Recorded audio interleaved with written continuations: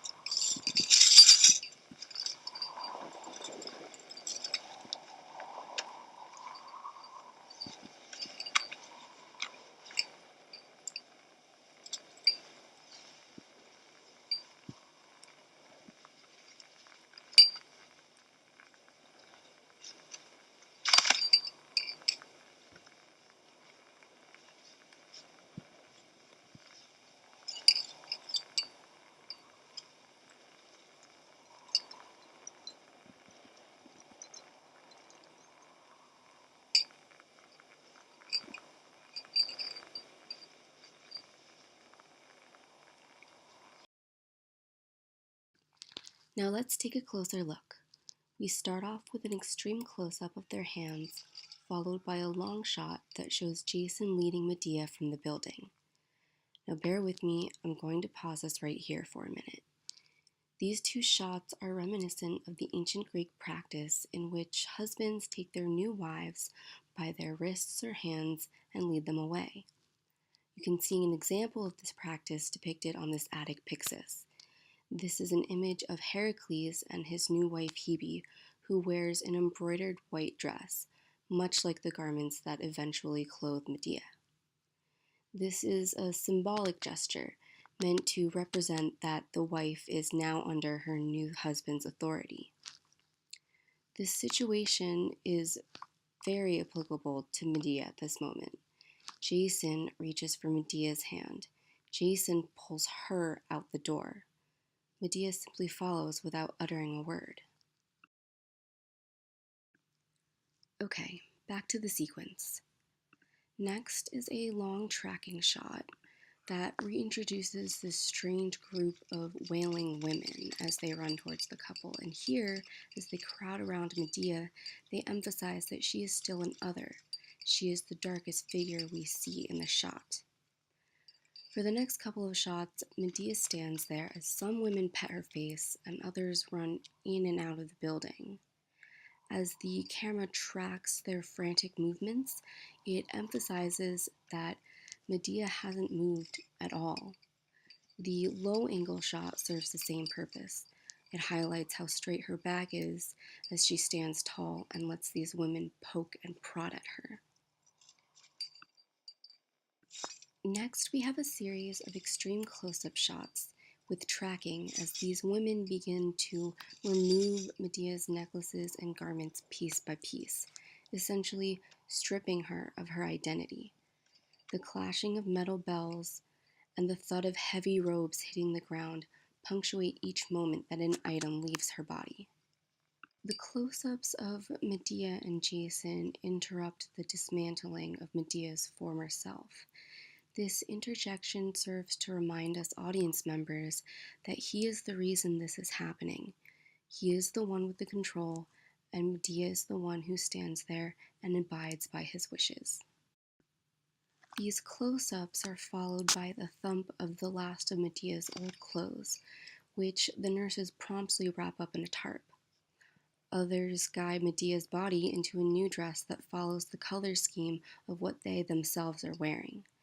The close-up of Medea's face as a woman gives her earrings lets us know that she hasn't moved an inch. Finally, they add the finishing touch, a white veil. Now Medea looks like one of them, and there's no trace of the foreign princess that she once was. Throughout this sequence of 20 different shots, Medea doesn't move a muscle to indicate anything. She lets Jason lead her outside and then stands there as the women treat her like she's their very own life-size dress-up doll. The filmmakers emphasize Medea's passivity by silencing her. This entire sequence is void of dialogue. She complies with everyone's wishes without a single word of protest. For someone who is the title character, we don't often get to see her in action. This complacent persona is unlike anything we've ever seen before, and it's a far cry from the empowered Medea in the traditional myth.